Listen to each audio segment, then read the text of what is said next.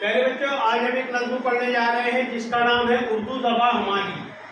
तो मैं ये नज़्म बुलंद आवाज़ में तरन्नुम के साथ पढ़ूंगा और आप मेरे बाद में जो है उसको बुलंद आवाज़ में दोहराएंगे, ठीक है? कैसी है प्यारी प्यारी उर्दू ज़बां हमारी, फूलों के जैसी प्यारी उर्दू ज़बां हमारी। भारत है इसका मस्कन, भारत है इसका गुलशन, भारत की है दुलारी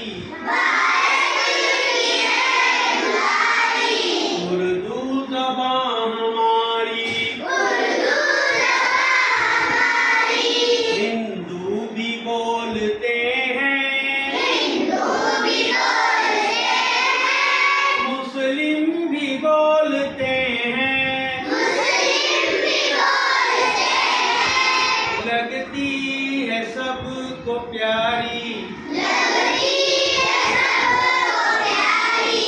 उर्दू ज़बां हमारी। झड़ते हैं फूल मुँह से, घुलता है रस फ़ज़ा में, जब हो ज़बां पे जारी उर्दू ज़बां हमारी। फूले फले हमेशा सारे जहां में या रब, वो हर ज़बां पे जारी उर्दू ज़बां